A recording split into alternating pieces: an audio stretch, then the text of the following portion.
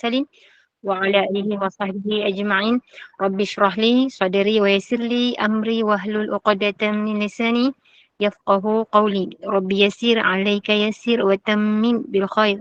Assalamualaikum warahmatullahi wabarakatuh. Ahlan wa sahlan yang berbahagia Al-Fadhil Ustaz Muhammad Izzuddin bin Kamaruzaman, kerana sudi bersama-sama dengan Gemenur Iman dalam kuliah 2 hari ini dengan hadis qudsi, juga bersama-sama yang dikasihi para pencinta ilmu, sahabat-sahabat yang dirahmati oleh Allah Subhanahu Wa Taala. Terima kasih kepada tim pengurusan Gemenur Iman yang dipimpin oleh pengerusi Hajar Rosniati binti Mansur.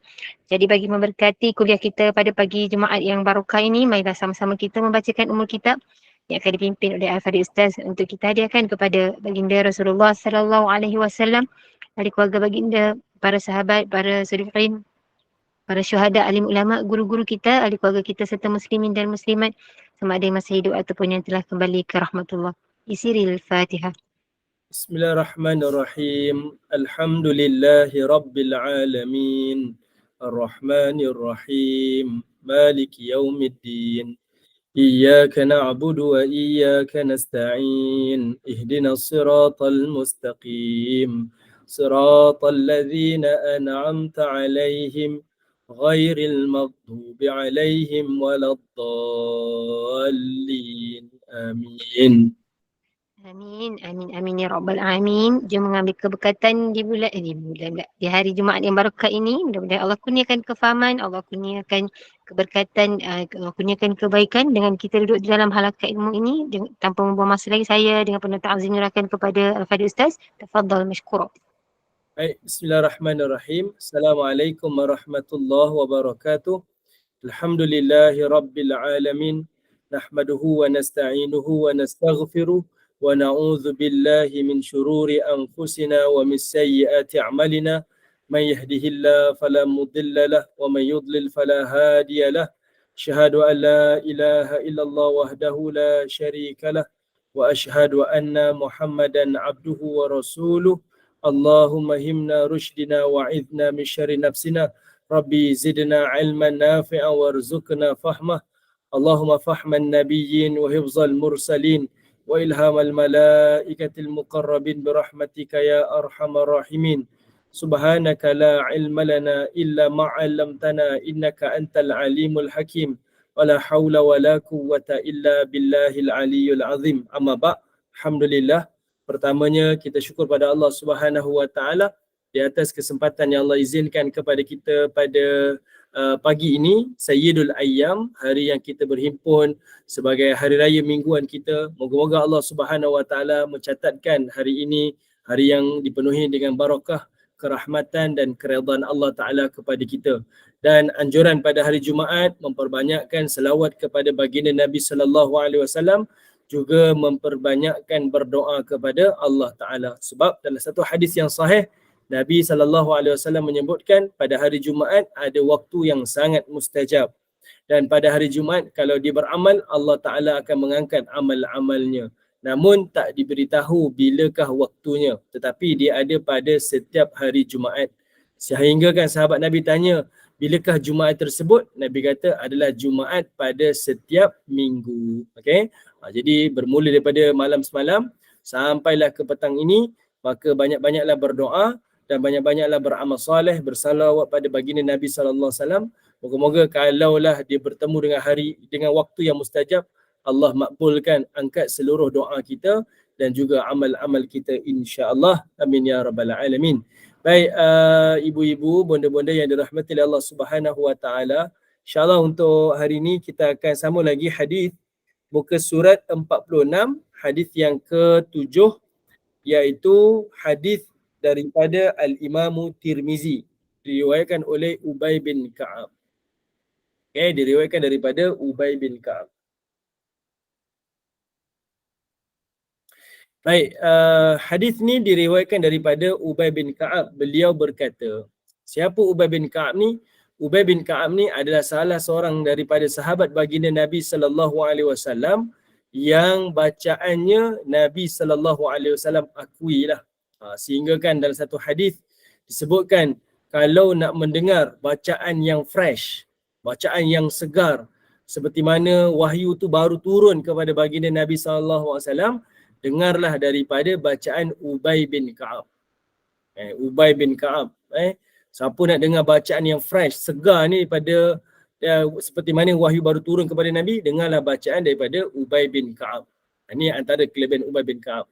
Dalam hadis yang lain, iaitu disebutkan oleh Nabi SAW, Nabi kata, Allah perintahkan kepada aku untuk membaca surah ini kepada kamu. Siapa? Ubay bin Ka'ab. Lalu Ubay pun tanya, ya Rasulullah, adakah Allah menyebut namaku? Lalu kata Nabi SAW, ya, Allah menyebut namamu. Ubay bin Ka'ab waktu tu didengar dan dia menangis. Sebab apa? Ada satu surah namanya surah Al-Bayyinah. Surah Lam yakunil ladzina kafaru min ahlil kitabi wal musyrikin munfakkina hatta ta'tiyahumul bayyinah, kan?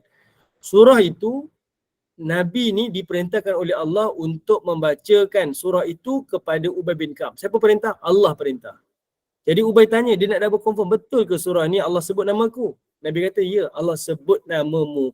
Menangis Ubay bin Ka'ab ni, menangis. Kenapa dia menangis? Sebab dia rasa satu perasaan yang sangat terharu. Sebab yang menyebut namanya itu adalah Allah Rabbul Alamin, Tuhan sekalian alam, pemilik pada alam ni. Ni Allah Ta'ala ni. Okay? Jadi Ubay bin Ka'ab ni rasa terharulah. Dan dalam satu hadis yang lain, Nabi SAW sebutkan, ada satu amalan yang menyebabkan nama kita akan disebut-sebut oleh Allah Ta'ala. Ada satu amalan yang kita boleh dapat ganjaran macam Ubay bin Ka'ab, iaitu nama kita akan disebut-sebut oleh Allah Ta'ala. Iaitu kita duduk di dalam majlis ilmu untuk mempelajari Al-Quran. Duduk dalam majlis ilmu, pelajarilah Al-Quran. Nabi menjanjikan ada 4 perkara. Pertama, diturunkan sakinah. Yang kedua, iaitu dijamin akan dikelilingi oleh para malaikat. Yang ketiga, dia akan dikelilingi dengan rahmah. Dan yang keempat, namanya akan disebut-sebut oleh Allah Subhanahu Wa Taala. Jadi majlis kita pada pagi ini, mudah-mudahan kita pun dapat seperti mana Ubay bin Ka'ab, namanya disebut oleh Allah Ta'ala. Jadi majlis pertemuan kita pada hari ini pun samalah. Kita duduk di dalam majlis yang zikrullah, mengingat Allah Ta'ala, bercerita tentang kebesaran Allah. Moga-moga Allah Ta'ala juga sedang menyebut-nyebut nama kita di hari yang sangat barakah. Okay? Dalam banyak benda yang kita buat, selalu kita cerita benda lain. Tapi kita berhimpun dalam majlis ilmu ni, kita nak cerita tentang kebesaran Allah. Kita nak bercerita tentang kuasa Allah. Dan kita nak bercerita tentang apa yang Allah Ta'ala berikan kasih sayang yang melimpah-limpah kepada kita. Okey. Baik, jadinya perbincangan kita hari ini diriwayatkan daripada Ubay bin Ka'ab. Kata Ubay, qala Rasulullah sallallahu alaihi wasallam yaqul, iaitu baginda Nabi sallallahu alaihi wasallam telah bersabda. Minta maaf, qala Rasulullah sallallahu alaihi wasallam, Nabi telah bersabda, yaqulullahu ta'ala, Allah telah berfirman. Firman Allah, ma fit Taurah, tidak ada pada Taurat, wala fil Injil, dan juga tidak ada pada Injil, mithlu ummil Quran, yang seperti surah Al-Fatihah. Ini nak ceritalah keutamaan surah Al-Fatihah. Okey, banyaklah kelebihan-kelebihan surah Al-Fatihah ni. Jadi Nabi kata apa? Allah Ta'ala berfirman dalam surah Fatihah ni, dia tak sama, tidak ada dalam Injil dan juga tidak ada pada surah di dalam kitab Taurat. Kenapa? Kita dah bincang lalu dah. Fatihah ni terbahagi kepada 3, kan? Adanya muqaddimah hamdanah,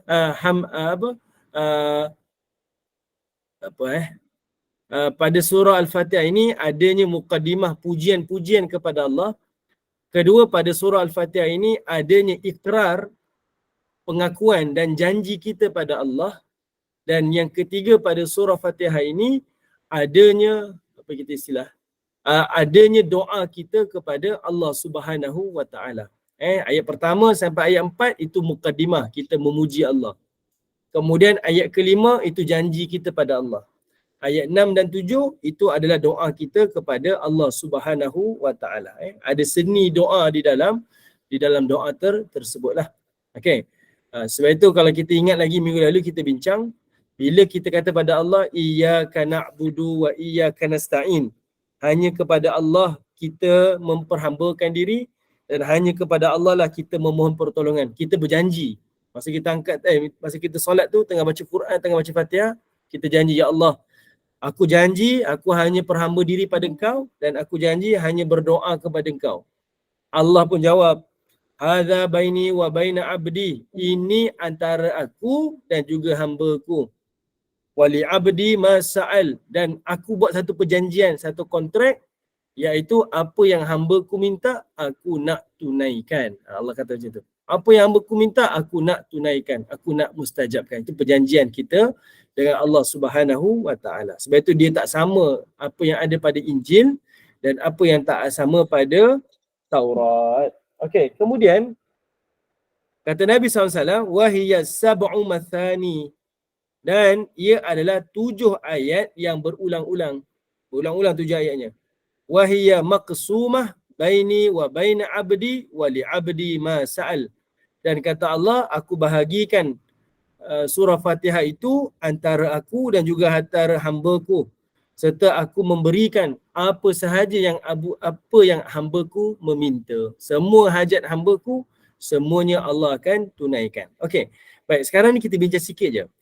Di sini Allah Subhanahu wa taala sebutkan surah Fatihah ni surah yang berulang-ulang. Okey, sebab apa? Sebab dia dibaca berulang-ulang. Dalam solat kita dibaca ulang-ulang kan. Satu lagi, kalau kita perasan, bila kita minta pada Allah, iyyaka na'budu, kepada Engkau kami memperhambakan diri dan kepada Engkau kita mohon pertolongan. Cara mana kita memperhambakan diri pada Allah? Allah terangkan panjang lebar.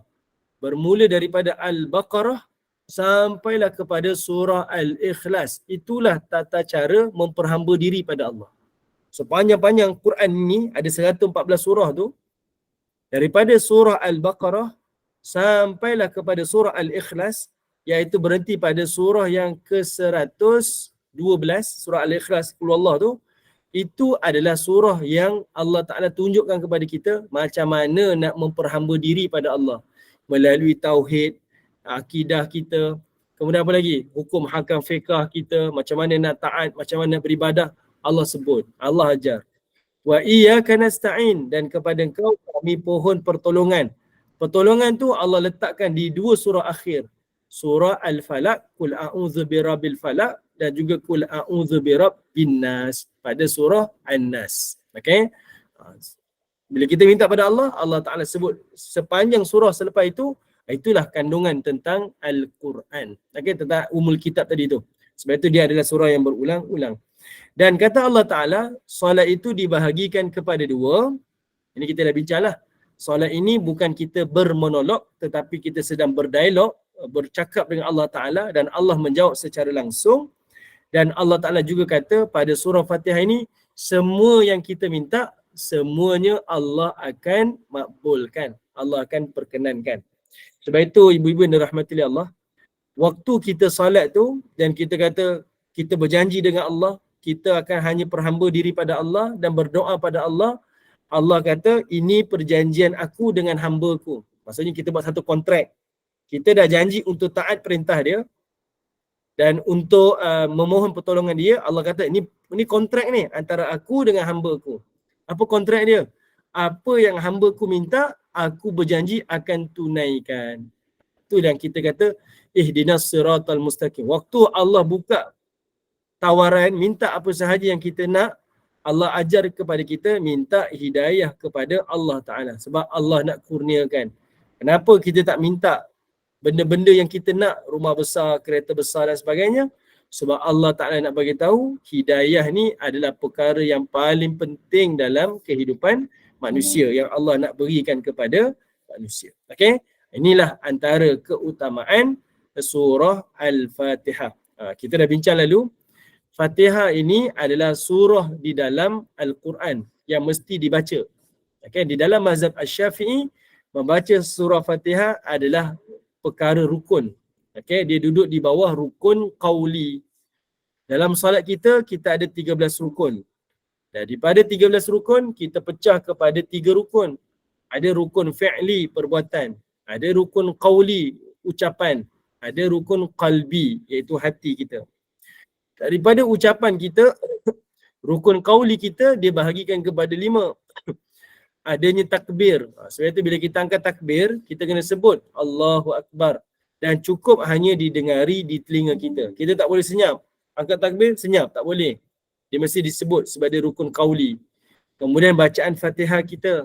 Kemudian pada tahiyat akhir kita. Kemudian salam pada tahiyat akhir. Dan yang kelima adalah pada ucapan salam.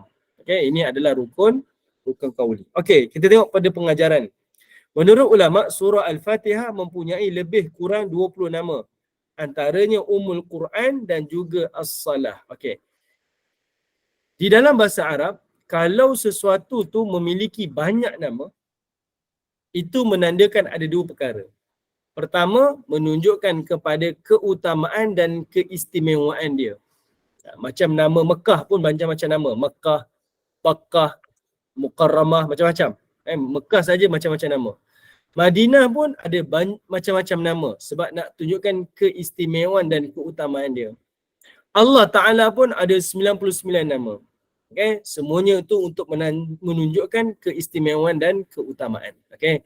Jadi bersamalah dengan surah Al-Fatihah. Dia ada banyak nama sebab menunjukkan keutamaan dan keistimewaan dia lah. Contohlah kalau ada si Fulan ni. Siapa dia ni? Yang ini namanya Rosmah. Ini tak ada orang kan nama Rosmah sini. Okey. Namanya Rosmah. Rosmah ni siapa? Dia ni pemurah, penyayang, pengasih. Dia ni tak kedekut, manis muka, senyum, lemah lembut. Kita sedang mengeksplain, mensifatkan si Fulan tu. Sebab tu dia banyak nama. Macam itulah surah Fatihah. Dipanggil Ummul Quran, dipanggil As-Salah, Ummul Kitab, itu dan sebagainya. Sebab nak tunjukkan sifat kepada dia, keutamaan dia. Ada juga Puan Rosmah, minta maaf. Tapi saya puji Puan Rosmah. Okey. Baik, jadi kita sedang memuji, menyebut-nyebut keutamaan dan keistimewaan pada surah Al-Fatihah.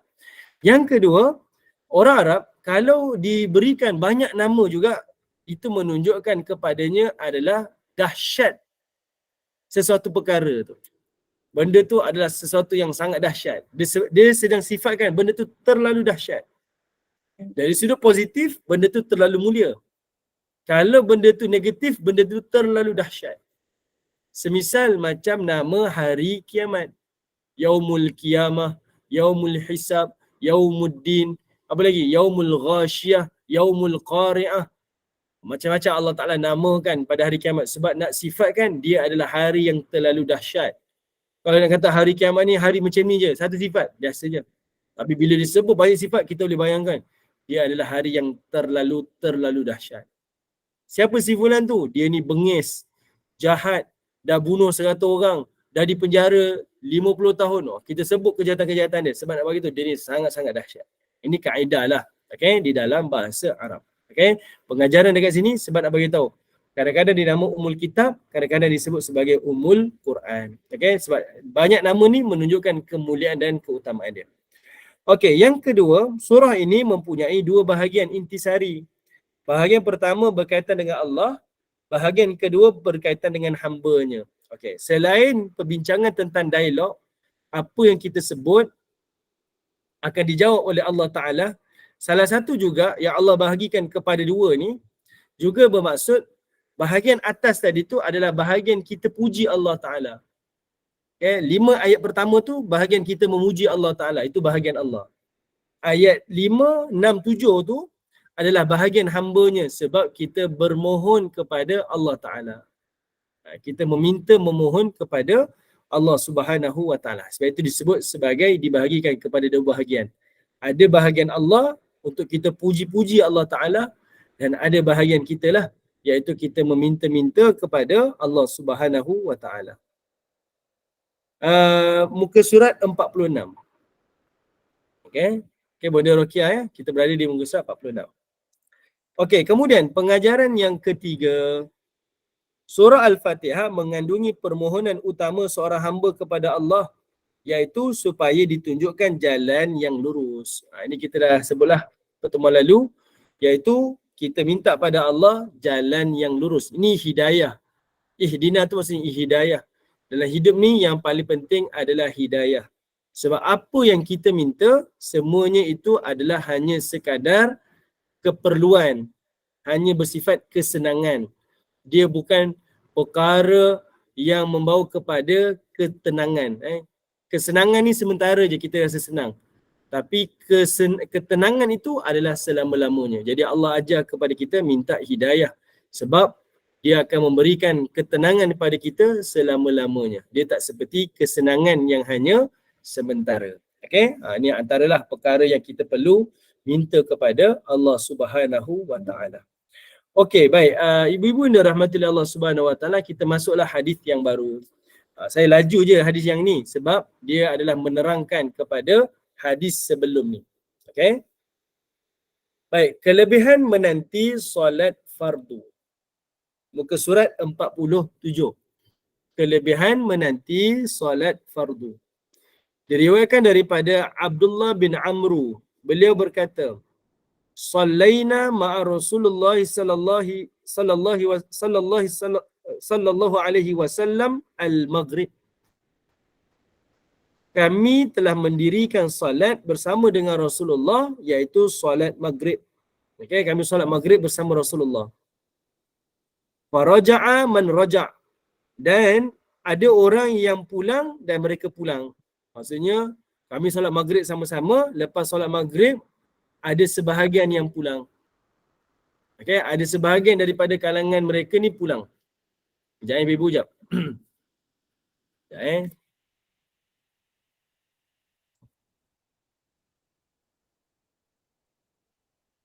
Sekejap. Mana?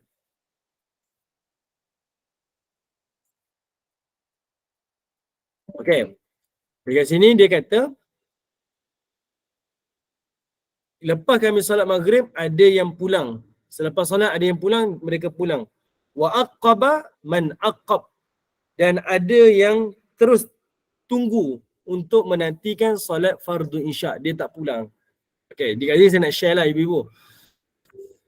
Di sini adanya hukum iaitu keharusan meninggalkan solat selepas solat. Maksudnya kita ada urusan.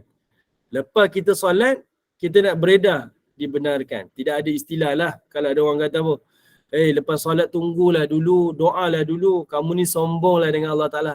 Tak ada istilah tu sebenarnya. Sebab pada ibadat solat itu sebenarnya kita menunaikan apa yang Allah perintahkan. Dan Nabi SAW dalam hadis ni pun menunjukkan kepada kita, ada orang lain yang ada urusan-urusan yang lain yang perlu diselesaikan. Habis solat, dia boleh beredar. Tak semestinya orang yang beredar solat itu salah. Dan tak semestinya orang yang duduk di tempat solat tu pun salah. Okay? Sebab apa? Sebab ada juga kalangan kita, bila ada orang ni duduk di tempat solat dia, dia duduk je di tempat solat, dia tak keluar. Dia duduk iktikaf lah dekat masjid. Lepas maghrib, stay sampai isyak. Ataupun daripada zuhur ke asar dia stay. Dia duduk je. Ada orang halang. Tak boleh macam ni. Kamu ni pemalas lah. Pergilah bekerja. Saya tak nafikan. Umar Khattab pernah halau orang Madinah yang duduk-duduk di masjid.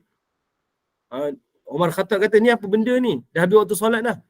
Mereka kata kami duduk di masjid ni. Umar Khattab halau mereka ni. Keluar. Kenapa Umar halau?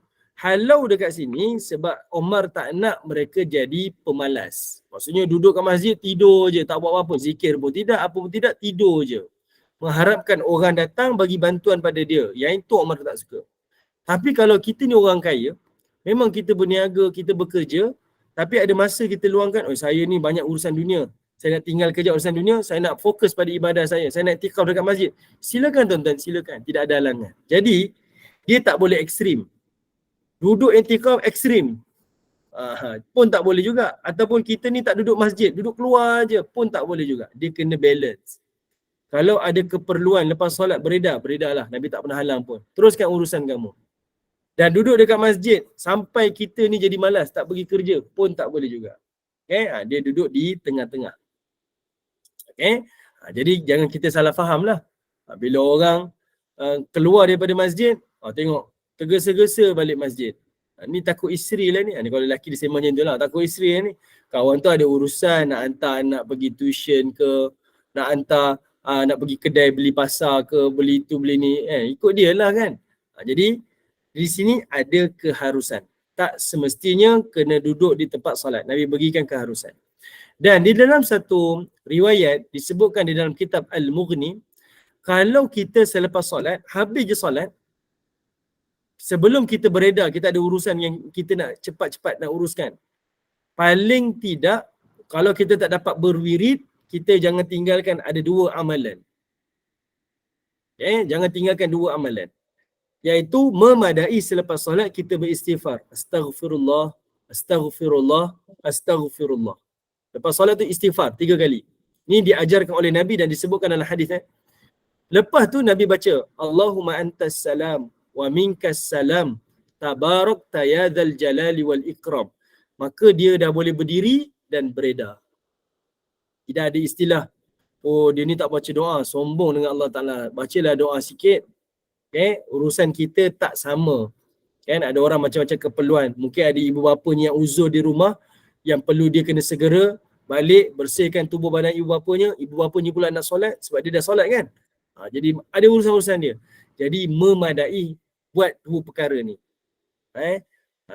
Dia perlu kita berzikir kepada Allah Ta'ala selepas solat. Kalau ada masa, kita panjang-panjangkanlah zikir yang diajar oleh Nabi. Tapi kalau tak mampu, ada urusan, jangan tinggal 2 perkara ni. Istighfar 3 kali dan bacalah Allahumma antas salam wa minkas salam tabarakta ya dzal jalali wal ikram. Kemudian beredarlah. Okey. Baik. Sekarang ni Nabi SAW, sahabat ni Abdullah bin Amr kata apa? Ada sahabat beredar, ada sahabat yang stay lah, masih lagi i'tikaf, baca Quran, berzikir, berwirid dan sebagainya. Kemudian kata Abdullah bin Amr, faja'a Rasulullah sallallahu alaihi wasallam musri'an. Lalu okey. Zikir 10 kali 3 tu apa? Dulu sebelum bangkit. Apa tu? 10 kali 3 dulu sebelum bangkit. Yang bawah tu Umar. Mana bawah mana? Tu bawah dia. Subhanallah walhamdulillah. Okey. Okey. Yang ni kita boleh istilahkan zikir on the go lah. Zikir sambil kita berjalan tu. Sambil kita beredar tu. Subhanallah, subhanallah, subhanallah. Maksudnya tak perlu kita stay di tempat solat kita tu. Okay, kalau kita ada urusan. Sebab hukum dekat sini adalah keharusan. Keharusan untuk kita beredar. Harus hukumnya kita dibenarkan. Nak stay boleh, nak beredar pun boleh. Itu maksud harus. Okay? Tak ada halangan, tidak menjadi kesalahan, dosa, makruh, tak ada. Tidak ada apa-apa masalah, boleh. Harus hukum dia. Okay? Jadi zikir-zikir yang lepas solat tu sebab kita ada urusan kan. Jadi kita boleh buat zikir on the go sambil jalan, sambil kita membaca zikir-zikir tersebut. Okey. Baik. Kata Abdullah bin Amr, jadinya Nabi SAW dia datang dalam keadaan tergesa-gesa. Okay, Nabi datang dalam keadaan tergesa-gesa. Qad hafazahu nafas. Nafas Nabi ni tercungap-cungap. Maksudnya Nabi berlari lah. Nabi berlari daripada rumah ni tadi masuk ke dalam kawasan Raudhah. Nabi nak cakap pada sahabat ni. Tercungap-cungap Nabi kata apa? Wa qad hasara an rukbatai. Sehinggalah menampakkan kedua lutut baginda Nabi SAW. Maksudnya Nabi duduk di hadapan sahabat-sahabat Nabi. Nabi berlari duduk. Duduk berlutut nampaklah lutut Nabi SAW ni. Okay, Nabi lutut. Nabi pun bercakap pada sahabat-sahabat. Faqala. Kata Nabi SAW. Nabi pun bersabda. Okey, ni sahabat yang stay dalam masjid tadi tu. Kata Nabi, abshiru. Dia kata apa? Bergembiralah. Hadza rabbukum. Ini adalah Tuhan kamu. Qad fataha baban min abwabis sama. Yang mana Tuhan kamu telah membuka pintu-pintu langit. Yubahi bikumul malaikah. Sambil berbangga-bangga di hadapan para malaikat. Allah Ta'ala buka semua pintu-pintu langit dan Allah berbangga-bangga dengan para malaikat.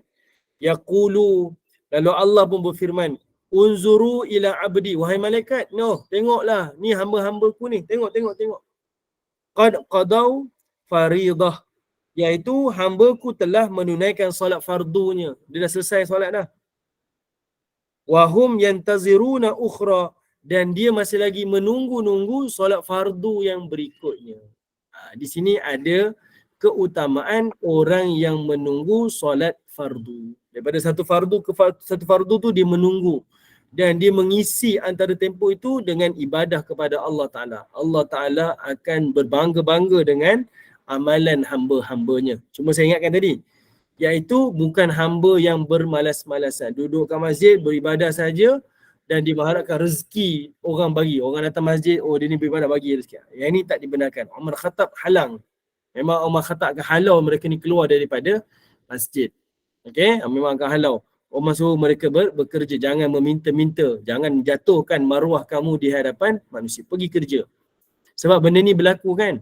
Kalau kita pergi Masjid Nabawi, okay, kalau kita pergi Masjid Nabawi ni, ramai orang yang nak iktikaf dekat masjid. Nak iktikaf. Iktikaf lah dengan ibadah yang sungguh-sungguh. Baca Quran, mengaji, itu ini. Buatlah. Tapi kalau kita baring saja, baring, rehat kan. Saya tak nafikan mereka bekerja. Mungkin dia datang dari luar negara, di tanah air dia bekerja. Jadi dekat sampai Mekah Madinah dia tak kerja kan. Kita free je. Kita nak habiskan masa dekat masjid tapi tak isi dengan amal soleh. Tak mengisi. Kita penat nak balik, kita pun baring je. Dia menampakkan macam suasana tu tak berapa indah tau. Jadi macam kawasan tempat orang bergelimpangan baring. Bukan orang datang tu tambah lagi kekuatan untuk beramal dengan suasana yang baik. Tapi tengok orang macam bermalam-malam, bangun berkusuk masai, mengantuk muka, kan? Benda tu yang Umar tak suka. Benda tu lah yang dilarang. Jangan sampai jadikan masjid ni sebagai tempat lepak, tempat kita bermalas-malasan. Tapi kalau hanya rehat sebentar, nak sambung lagi ibadah, nak kuat lagi bekerja, silakan. Maksudnya, tuan-tuan faham maksud benda ni? Maksudnya jangan sampai kita ni jadikan masjid ni sebagai tempat kita berehat-rehat, bermalas-malas. Jangan Tapi kalau untuk duduk lama di masjid beribadah, silakan. Tidak ada halangan. Okey. Baik, itu yang dimaksudkan. Nak tunjukkan kepada kita ada keutamaan untuk orang yang duduk beribadah di dalam masjid ni berlama-lama di dalam masjid. Yang ini lebih kepada orang yang memang dah bekerja, ada pendapatan, tetapi dia nak luangkan masa dia untuk beribadah kepada Allah. Ini untuk orang ni. Tapi orang yang tak ada kerja, pergi kerja. Pergi. Baik, okey, terima kasih. Oh, Dr. Sa'diah ada dekat sini. Terima kasih, Doktor. Okey, baik. Okey, ini antara yang diajarkan di dalam hadis ni lah. Okey, iaitu ada keutamaan untuk orang yang duduk di antara satu solat fardu ke satu solat fardu tu menanti-nanti. Cumanya, okey, kenapa Nabi SAW anjurkan kepada sahabat-sahabat ni ada keutamaan kelebihan dengan orang yang duduk beribadah selepas solat fardu menantikan solat fardu yang lain? Sebab dekat sini ada satu hukum, iaitu pada solat isyak dibenarkan untuk dilewatkan. Okay, mungkin kita pernah dengar, mungkin kita tak pernah dengar. Okay, solat isyak ni dibenarkan dilewatkan. Okay, solat isyak ni dibenarkan untuk dilewatkan. Inilah solat fardu yang dibenarkan untuk kita lewatkan. Tak apa, kita tak menyegerakan. Apa dia? Ada 3 keadaan. Ada 3 keadaan. Keadaan pertama, sekejap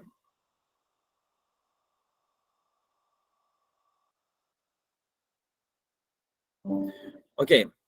Keadaan yang pertama iaitu solat fardu isyak ni dia adalah waktu yang sangat panjang. Okay, dia adalah waktu yang sangat panjang. Iaitu solat isyak ni dia berakhir pada 1/3 malam. 1/3 malam. Maksudnya tengah malam tu dia berakhir, waktunya panjang. Jadi disunnahkan untuk kita lewatkan, panjangkan. Kedua, iaitu solat isyak ni dia berakhir pada separuh malam. Maksudnya 2/3 malam. Dan yang ketiga, iaitu solat isyak ni dia berakhir pada waktu subuh. Ada 3 pandangan lah. Okay. Jadinya, di dalam mazhab Syafi'i, kita mengatakan solat isyak ni dia berakhir pada waktu subuh, panjang. Jadi, Nabi SAW, dia menggalakkan kita ni melewatkan isyak. Lewatkan isyak. Sebab apa? Sebab pada zaman dahulu, waktu isyak ni adalah waktu malam. Orang dah beredar dah. Okay. Jadi mereka bila nak datang isyak tu dia mengambil masa yang sangat panjang. Nak himpun balik untuk orang datang tu panjang. Sebab itu kita pernah dengar hadis. antara tanda orang munafik ni iaitu orang yang tinggalkan solat isyak jamaah dan subuh jamaah. Okay, so waktu tu waktu malam. Memang dia menggugat iman kita lah. Jadinya pada waktu tu nak tunggu orang berhimpun untuk tunaikan solat isyak ni ambil masa yang sangat panjang. Jadi Nabi SAW mengharuskan solat isyak tu dilewatkan. Sebab itu dilewatkan solat isyak. Sebab nak tunggu orang berhimpun tu panjang. Tapi kalau macam kita di tanah air, waktu isyak tu tak dah lewat sangat, awal sahaja kan. Jadi tidak timbul masalah untuk kita masuk je isyak, orang pun ada, jemaah pun ada, untuk kita teruskan solat seperti biasa. Okay. Tapi ada beberapa sebab yang dianjurkan untuk kita lewatkan isyak. Pertama, kalau kita ada pengajian. Contohlah pengajian dekat masjid. Pengajian dekat masjid surau kan, ada pengajian, ada forum, ada itu program ini. Dianjurkan untuk dipanjangkan kalau program itu bermanfaat. Kalau program tak manfaat, tak boleh. Yang bermanfaat sahaja yang dibenarkan. Menjadikan hukumnya adalah harus untuk dilewatkan isyak tu. Okay, ada pengajian-pengajian. Ataupun mungkin ada orang yang ambil kelas malam. Ada sambung belajar waktu malam. Lepas dia solat maghrib, ada kelas tuition ke, ada itu dan ini, menyebabkan dia terpaksa isyak lewat. Silakan, tidak ada halangan. Dibenarkan. Apa-apa urusan yang mengharuskan dia lewatkan isyak, tidak ada masalah. Kedua, iaitu kalau dia berhajat untuk solat tahajud ataupun qiyamul lail. Maksudnya, kalau dia takut dia tak dan. Oh, saya ni kalau tak solat fardu ni, sebab kalau kita tak solat isyak, ibu-ibu perasan tak? Tidur kita tu dia tak berapa lena sangat. Sebab ada benda yang masih lagi belum sempurna. Kita tidur dalam keadaan berhati-hati, takut terlepas waktu isyak, takut masuk subuh nanti. Jadi ada orang ni dia lewatkan solat isyak dia sebab dia nak jaga malam. Dia nak jadikan solat isyak itu menjadi sebab dia bangkit pada waktu malam untuk berqiyamul lail. Orang macam ni dibenarkan untuk lewatkan solat isyak dia. Okay? Untuk lewatkan solat isyak dia. Dia jadi tidurnya tak berapa lena sangat kan. Dia pejam, tidur kejap, kemudian jaga. Itu nak pukul apa dah? Oh, tak isyak lagi ni. Tengok dah pukul 2 pagi, dia tidur kejap. Pejam, bangun lagi. Dah pukul 4 pagi ni, okeylah bangunlah. Isyak tak isyak lagi, dia pun bangun. Lalu dia solat isyak. Membantu dia untuk bangun qiyamul lail. Orang macam ni boleh. Orang macam ni boleh. Alright? Ni bukan tanya imannya kurang atau tidak. Yang ni perkara yang dibenarkan. Maka sebab inilah Nabi cerita keutamaan orang yang menunggu solat fardu ni. Okay? Sebab kalau dia tunggu solat fardu lebih baik lagi. Sebab itu Allah Ta'ala akan buka pintu-pintu langit ni, lalu Allah Ta'ala akan puji-puji mereka-mereka yang dalam keadaan beribadah, berzikir tak henti-henti lagi ni, beribadah pada Allah tanpa henti ni, untuk tunggu solat fardu yang lain. Sebab maghrib dengan isyak ni adalah tempoh yang singkat lah berbanding dengan waktu solat yang lain. Subuh ke zuhur panjang, zuhur ke asar pun panjang, asar ke maghrib tak panjang, tapi kita sibuk dengan urusan harian kita. Maghrib dengan isyak ni kebanyakan waktu yang lapang, waktu luas untuk kita. Jadi saya sukalah anjurkan kepada ibu-ibu, iaitu pada waktu maghrib dengan isyak ni, ni kalau saya pergi ceramah di masjid lah. Selalu saya duduk masjid malam-malam ni, sebab tu saya tak kuliah dengan Gemenur Iman waktu malam, rumah online, sebab saya akan pergi masjid. Satu, kita nak didik anak-anak kita lah. Macam mana pun mesti jaga solat dekat masjid. Okay, sebelum saya nak lanjutkan tadi. Solat dekat solat dekat masjid ni, kalau untuk anak-anak, kita kena jangan terlalu longgar. Ada orang kata program dekat masjid ni kena beri kelonggaran pada anak-anak. Betul. Tapi jangan terlalu longgar. Sebab ada tempat yang saya dah sampai di luar negara, masjidnya terlalu longgar. Boleh main futsal lah, boleh main game lah, boleh itu, boleh ni. Memang terlalu longgar. Bagus. Budak-budak ramai datang. Tapi satu perkara orang masjid kena ingat. Dia akan menjadikan adab anak-anak ni pada masjid kurang. Bila dia dah ternampak terlalu longgar, dia kurang adab pula. Dan jangan terlalu keras pula. Nak bercakap kena marah, nak bergerak kena marah, nak berlari kena marah. Ni pun tak boleh. Dia tak boleh terlalu menghalang pun tak boleh, terlalu longgar pun tak boleh. Dia kena moderate. Sebab saya pernah jadi saksi. Sampai meja pool, meja snooker ada dalam masjid. Ni dekat luar negara lah, di Germany. Meja pool. Akhirnya budak datang main je. Solat tak solat. Penghormatan pada masjid tu tak ada.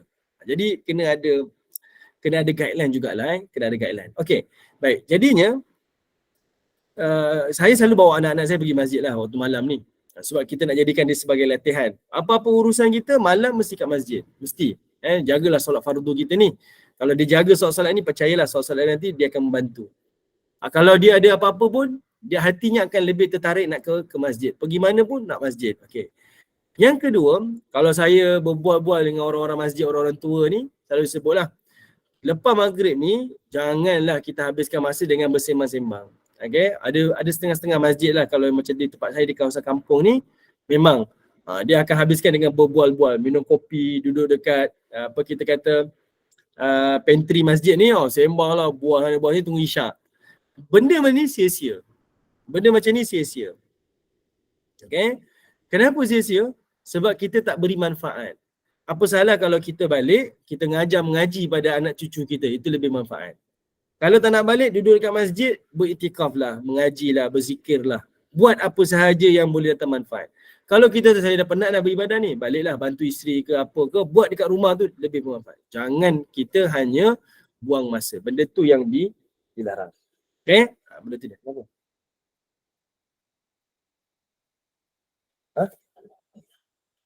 Ini je lah. Apa ni? Okey.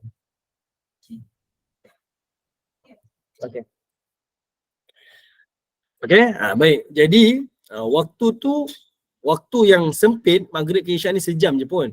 Jadi manfaatkanlah. Jadi masjid-masjid sekarang ada juga buat macam-macam kuliah, kan? Kuliah maghrib diisi dengan macam-macam program, itu lebih baik. Okey. Ya, lah saya nak tengok jap. Tapi masa tu baru nak tahu khabar berita masyarakat kampung. Okey. Untuk khabar berita ni saya susah nak komen lah. Takkanlah waktu lain kita tak boleh jumpa. Kan? Waktu-waktu petang, kita minum-minum petang tu, medang-medang tu, kan boleh sembang-sembang kan. Kerja tak apalah, apa-apa yang datangkan manfaat lah. Tempoh yang mendatangkan manfaat, silakan. Okay? Tapi kalau hanya sekadar buang masa, tinggalkanlah. Kita boleh justifikasi sendirilah benda yang kita rasa sia-sia dengan benda yang bermanfaat. Okay? Jadinya, anjuran dekat sini, keutamaan dekat sini adalah orang yang menunggu solat fardu bukan kerana dia bermalas-malasan ataupun melakukan perkara yang sia-sia. Tidak.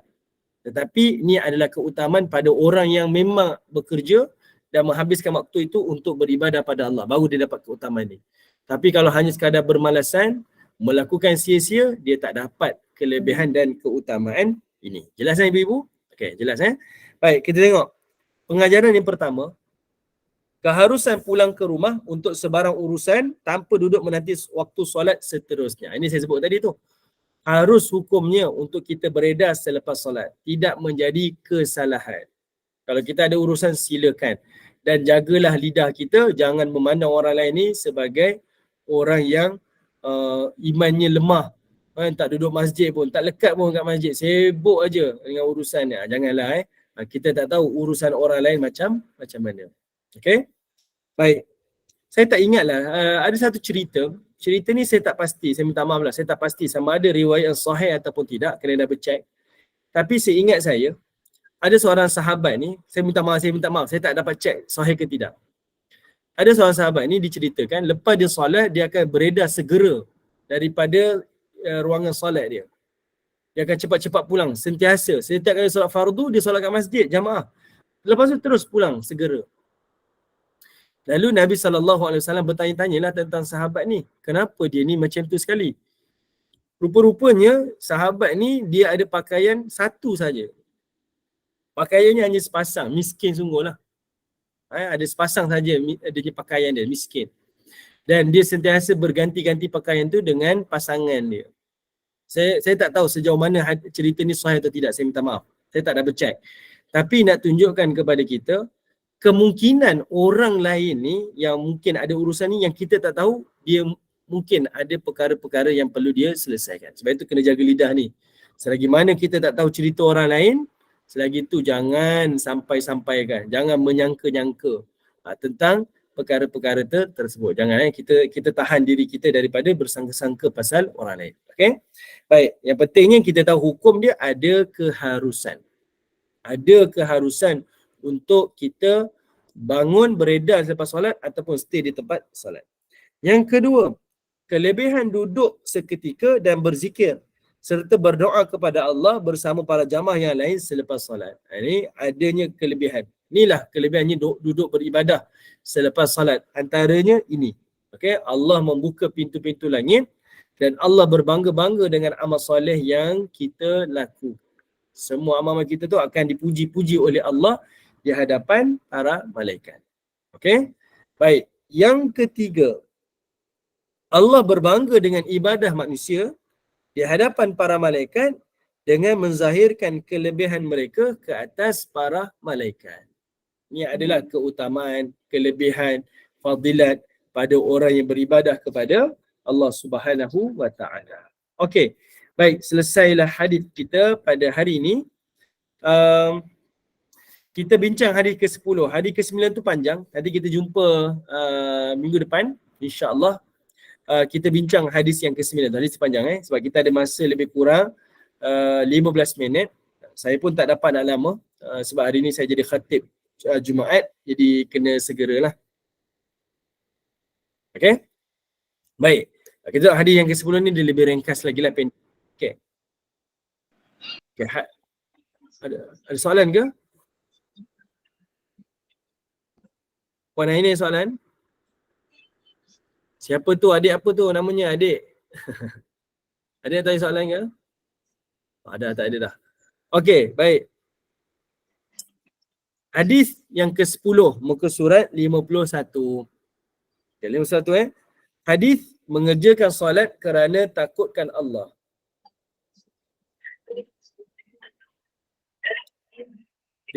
Diriwayatkan daripada Uqbah bin Amir radhiyallahu an. Entah je. Okey, Uqbah bin Amir ni dari cerita dia menariklah. Uqbah bin Amir ni dia ni masa zaman Umar Khattab. Okey. Silakan, ada soalan.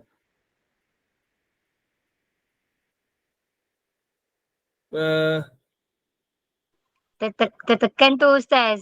Teruskan Ustaz. Ni soalan ni. Puan Rozi Masri. Apa hukum sambut birthday? Apa hukum sambut birthday? Kejap Harus. Haruslah, tapi janganlah sampai melanggar syariat, tiup-tiup lilin bagai tak payah kot. Doa selamat boleh je. Umar tak sambut birthday. Betul, saya tak sambut. Ucap selamat tu doa Ustaz kan? Boleh kot. Sekejap. Saya tak nak jawab soalan ni. Sekejap. Okey. Saya bagi link ni. Okay. Ada link daripada Mufti. Kita sama-sama tengoklah nanti kat sini Mufti dah keluar kenyataan dah. Boleh ke tak boleh? Kita tengoklah dekat sini. Harus ke dan sebagainya? Kita tengoklah. Okey. Tapi kalau saya tak sambut lah. Saya tak sambut. Semalam pun birthday anak saya nombor 2 pun saya tak sambut. Tapi kita ajar anak-anak kita ni ucapkan terima kasih kepada ibu yang lahirkan. Saya ajar macam itulah. Itu saya lah. Okay. Saya ajar anak-anak saya supaya ucap terima kasih. Bukan ibu pula sediakan hadiah untuk anak. Dah kenapa pula nak bagi hadiah kat anak? Kan? Dia tak buat apa-apa pun. Jadi si anak lah kena cakap terima kasih ibu lahirkan dia. Yang itu yang kami ajar lah. Itu saya lah. Tak tahu orang lain. Okay. Saya sendiri pun daripada kecil tak diajar untuk sambut hari jadi. Ni pengalaman lah. Saya daripada kecil tak ada pun. Pernah juga tengok orang lain buat majlis hari jadi besar-besar kan. Mak ayah saya dijemput pun, mak ayah saya tak bagi pergi. Dia kata tak payah pergilah. Sebab kita akan bandingkan pula nanti. Kenapa dia sambut hari jadi, kami pula tak ada sambutan hari jadi kan. Itu family saya lah, daripada mak ayah saya dulu pun macam tu juga. Kami tak diajar lah untuk ni. Tapi dia ajar untuk ucapkan terima kasih kepada ibu bapa kita yang membesarkan kita, lahirkan kita, macam itulah. Okey, baik. Okey, kita tengok hadis yang ke-10. Hadis daripada Uqbah bin Amir. Okey, Uqbah bin Amir. Uqbah bin Amir ni ada cerita dia. Dia ni pada zaman Umar, dia jadi gubernur di Mesir. Okay, satu hari ada seorang sahabat namanya Abu Ayyub. Abu Ayyub Ansari. Kita dah cerita ke hadis ni? Cerita ni. Abu Ayyub ni, dia adalah sahabat Nabi SAW. Dia dah tua, kemudian dia ni ingat-ingat lupa. Saya dah cerita ke belum? Rasa macam Belum Ustaz. belum Okay, dia ni ingat-ingat lupa. Dia makin dia berusia, dia lupa. Lalu dia pun tanya pada sahabat-sahabat yang ada dekat Madinah yang masih lagi tinggal. Dia kata, pernah tak dengar hadis Nabi, man satara, saya rasa macam pernah sebut lah kuliah kita baru ni, kuliah hijrah kita, yang mana dia kata apa, man satara mu'minan fid dunya satarallahu fid dunya wal akhirah. Siapa yang menjaga, yang menutup keaiban saudaranya di dunia, Allah akan tutup aib dia dunia dan juga akhirat. Jadi Abu Ayyub ni dia tak ingat ni hadis Nabi ke tidak. Jadi dia ni tanya pada sahabat-sahabat lain. Sahabat-sahabat kat Madinah kata kami tak pernah dengar lah. Abu Ayyub ni jadi confused pula. Nabi sebut ke tidak? Nabi sebut ke tidak? Lain kali dia teringat Uqbah bin Amir. Lalu Uqbah ni duduk di Mesir. Dia pun pergi ke Mesir semata-mata nak tanya Uqbah. Sampai di Mesir dia tanya Uqbah. Uqbah ni gubernur Uqbah, kamu dengar tak hadis ni daripada Nabi? Man satara mu'minan fid dunya satarallahu fid dunya wal akhirah. Uqbah kata, ya, aku pernah dengar hadis ni daripada Rasulullah sallallahu alaihi wasallam. Lalu kata Abu Ayyub, okeylah Uqbah, terima kasihlah sebab bagi tahu hadis ni daripada Nabi. Dah, itu je. Lalu Abu Ayyub ni dia pun tinggalkan Mesir dan terus pulang ke kota Madinah. Ini dia dululah. Cerita Uqbah ni, dia adalah salah seorang daripada sahabat baginda Nabi SAW. Dan Uqbah bin Amir ni juga ada satu riwayat hadis yang masyhur, iaitu dia pernah solat bersama dengan Nabi, pernah berjalan dengan Nabi pada waktu malam. Okay? Dan dia dengar Nabi membaca surah An-Nas dan surah Al-Falaq. Yang mana Nabi kata apa? Kalau kita rasa bimbang, kita rasa takut, kita rasa cuak ke apa ke, jadi bacalah surah Al-Falaq dan juga surah An-Nas. Sebab surah ini adalah surah pelindung. Sebab itu surah itu dikenali sebagai Al-Mu'awizatain. Dua surah pelindung daripada Allah Ta'ala. Kita hantar anak kita masuk asrama, kita takut anak kita tu kena histeria, takut kena bully, takut itu, takut ini. Jadi kita bekalkan kepada anak-anak kita, jangan tinggalkan bacaan surah An-Nas dan surah Al-Falaq. Yang ini riwayat daripada Uqbah bin Amir. Banyaklah Uqbah bin Amir ni diriwayatkan hadis daripada Nabi. Okey. Jadi hadis ni riwayat daripada Uqbah. Uqbah kata, sami'tu Rasulullah sallallahu alaihi wasallam. Aku dengar Rasulullah bersabda. Dia dengar daripada telinga dia. Okey, hadis ni sahih lah. Dia dengar dengan telinga dia sendiri. Dia bukan dengar daripada orang lain. Bukan ada orang tengah, tapi dengar daripada Nabi. Apa kata Nabi? Kata dia, ya'jabu rabbukum min ra'i ghanam fi ra'si syadhiyatin bi jabalin yu'adhdhinu bis salah. Kata Nabi SAW, Tuhan kamu ni dia akan rasa kagum. Kagum dekat sini, ta'ajub ni, ya'jabu ni ta'ajub, kagum ni dia redha. Dia redai hamba-hamba dia. Iaitu kata Nabi, Allah ni rasa redha, Allah ni kagum dengan seorang pengembala kambing di sebuah kawasan tinggi di kaki bukit yang melaungkan azan dan yang menunaikan salat. Okay, pengembala kambing maksudnya pengembala kambing ni dia duduk seorang-seorang. Tengah-tengah gurun tu dia seorang-seorang. Kawasan tu tanah tinggi pula, di kaki bukit pula. Dia laungkan azan, kemudian dia salat. Lalu wa yusalli, lalu dia dirikan salat. Fayaqulullahu azza wa jalla, lalu Allah pun berfirman. Okay, Allah tengok hamba ni, Allah pun berfirman, unzuru ila abdi hadza. Tengoklah kepada hambaku ini. Yu'adzin, dia telah melaungkan azan. Wa yuqimus salah, lalu dia pun mendirikan salah. Ya khafu minni, sebab dia takutkan kepada aku. Qad ghafartu li abdi, aku ampunkan dosa hambaku ini. Wa adkhaltul jannah, dan aku masukkan dia ke dalam syurga.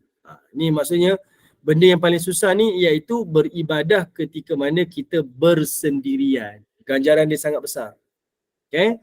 Sebab itu kita baca apa dalam surah, saya dah baca ayat. Saya minta maaf. Lupa nak buat nota tadi. Ada satu surah surah yang selalu kita baca iaitu surah Al-Mulk, iaitu Allah Ta'ala sebut ayat yang ke-12, innal ladzina yakhshawna rabbahum bil ghaib lahum maghfiratun wa ajrun kabir. Kan kita baca kan ayat 12 ni.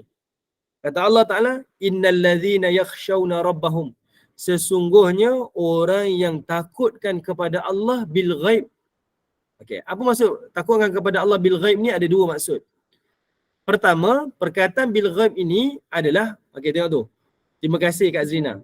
Iaitu dia takut kepada Allah ketika mana orang tidak melihat mereka. Itu perkataan ghaib. Maksudnya ketika dia bersendirian tapi dia takut pada Allah. Waktu dia ada peluang untuk buat maksiat, dia tak buat sebab dia takut pada Allah walaupun dia bersendirian. Jadi Allah kata orang ni yang alladzina yakhshawna rabbahum bil ghaib. Ketika dia bersendirian, al-ghaib itu maksudnya dia bersendirian, namun dia takut pada Allah. Orang itu kata Allah, lahum maghfirah. Allah berikan pengampunan pada dia. Allah ampunkan dosa-dosa dia. Wa ajrun kabir. Dan Allah Ta'ala berikan ganjaran yang besar, iaitu ganjaran syurga. Tengok hadis sebelum ni bicara tentang solat kan. Dalam solat kita jaga hubungan dengan Allah. Sebab dalam solat kita berdialog kepada Allah. Luar solat kita jaga juga hubungan dengan Allah. Kita takut pada Allah. Allah Ta'ala tak teragak-agak berikan pengampunan dan Allah tak teragak-agak untuk berikan syurga kepada kita. Sebab itu di dalam ibadah ni, dalam kehidupan ni, kita kena ada sifat al-muraqabah. Dalam ilmu tauhid dipanggil muraqabah. Muraqabah ni iaitu sentiasa rasa kita diperhatikan oleh Allah Ta'ala. Allah sentiasa memerhatikan gerak-geri kita. Kena ada rasa tu. Ada rasa takut untuk melakukan maksiat. Orang macam ni Allah berikan pengampunan. Tafsiran yang kedua, ayat 12 ni. Yang kedua ni, perkataan bil ghaib ni adalah orang yang takutkan benda-benda ghaib. Dia tak tahu macam mana hari kematian, alam barzah, alam mahsyar, yaumul qiyamah, dia tak tahu. Jadi kerana takut itu, dia mempersiapkan bekal-bekal amal dia. Saya tak tahu macam mana untung nasib saya di hari akhirat. Dia takut. Takut kepada hal-hal ghaib ni lah. Dia tak tahu macam mana keadaan di hari akhirat. Kerana takut, dia mempersiapkan bekal-bekal amal dia. Orang macam ni pun Allah berikan pengampunan dan Allah berikan ganjaran syurga. Itulah yang dimaksudkan pada ayat yang ke-12. Jadinya ibu-ibu dan rahmatullahi Allah, hadis yang ke-10 yang kita bincang ni nak beri gambaran, orang ni tidak ada desakan, tidak ada orang yang perhatikan dan tak ada orang pun tahu apa yang dia buat. Tapi dia tetap duduk bersendirian di tengah-tengah gurun, di atas bukit, dalam keadaan dia bersendirian, dia tetap laungkan azan, dia dirikan solat dengan khusyuk dan dia beribadah kepada Allah Subhanahu Wa Taala seikhlas-ikhlasnya. Allah Taala kata, aku perhatikan hamba ni, lalu aku memberikan pengampunan kepadanya. Kita tak perlulah sampai pergi ke gurun kan nak dapatkan ganjaran ni. Cukuplah kita bangun malam, bersolat malam tanpa diketahui oleh orang lain. Tak payah ceritalah kita bangun malam. Kak, malam tadi kak hujan lebat kat rumah saya ni. Pukul berapa hujan? Pukul 4 pagi tu hujan lebat. Kau buat apa 4 pagi tengok hujan lebat-lebat? Oh, saya tak nak cakap lah kak, bangun tahajud tadi. Oh, dia cerita pasal tahajud dia. Habislah amal-amal dia. Jangan ceritalah. Kita bangun bersendirian, berintihlah pada Allah Ta'ala pada waktu-waktu tersebut. Sebab apa? Sebab pada waktu tu, walaupun kita bersendirian, hanya kita dengan Allah Ta'ala, percayalah di hari akhirat nanti, Allah Ta'ala akan sebut dan ungkit-ungkit balik hubungan kita secara peribadi itu dengan Allah Ta'ala. Allah Ta'ala akan sebut-sebut lagi amal-amal kita. Sebab itu kalau tuan-tuan baca dalam Quran, selalu Allah Ta'ala sebut jaza'an bima kanu yaksibun. Allah akan berikan ganjaran pahala setimpal dengan amal-amal yang kita lakukan. Ganjaran pahala Allah takkan setimpal dengan amal kita. Ganjaran pahala Allah lebih daripada amal kita. Tapi yang Allah sebut tu adalah kerana Allah appreciate amal-amal kita. Macam mana Allah appreciate? Allah akan sebut-sebut balik. Dahulu kamu susah. Kamu tak pernah merintih pada makhluk. Aku tahu dan aku lihat kamu tetap merintih pada aku. Masa tu baru kita sedar. Ya Allah, rupa-rupanya yang aku buat amal soleh bersendirian tu, engkau tengok ya Allah. Kau sebut lagi ya Allah. Baru kita tahu rupa-rupanya Allah Ta'ala sedang memandang kita dan sedang memuji, menghargai amal-amal yang kita lakukan kepadanya. Dulu waktu orang lain tidur, kau bangun malam, berdoa, bermunajat kepada aku. Aku tahu dan aku lihat amal-amal kamu. Inilah benda yang kita nak dengar di hari akhirat nanti daripada Allah Subhanahu wa taala. Okey?